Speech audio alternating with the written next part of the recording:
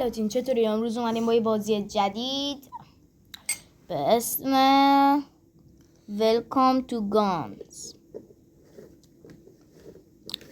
خب گانای جالبی دارم. تیر میزنه. یه وایسی صداشو بلند کنم بشنوید. این صدای تیرش، اینا شاتگاناشه.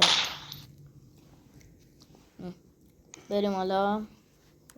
دیگه آجی چه صدای خوبی داره. تفنگا رو همه رو ببینید.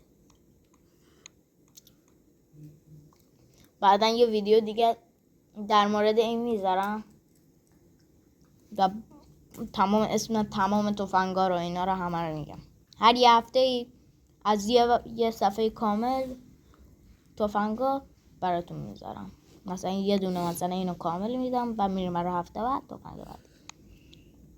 ایگی باشم.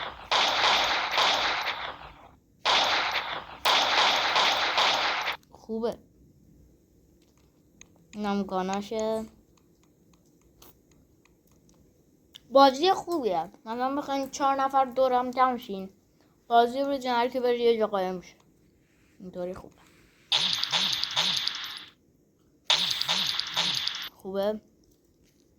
خوبه.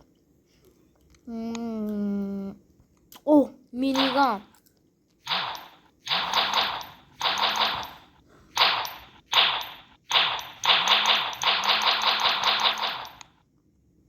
داشت کلا نگاه میداشتی میزد یه دقیقه باشید. من الان درستش میکنم.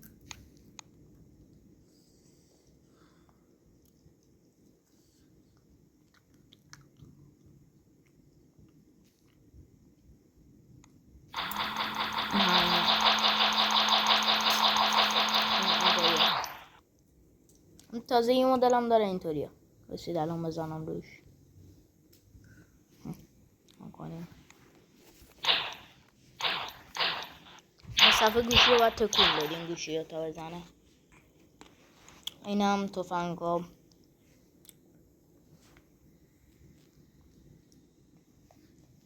خب بریم اسنایپرها. داداشم خوبه. اسنایپرش باله. اینم صفحه اسنایپرش. خب بریم حالا. آر پی جی. اینم چیزاش. قوایسی این مارچی. چیزای خوبش اینجا. وای فرار نترکیه. باحاله. نارنجکش خوب بود. چاقو.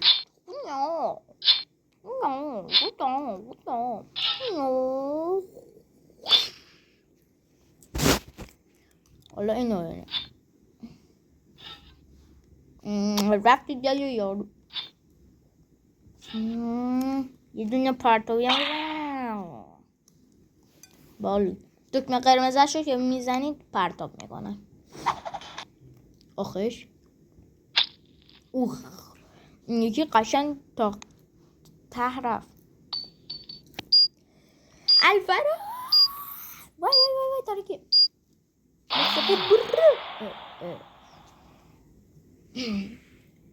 ابوالفضل برو.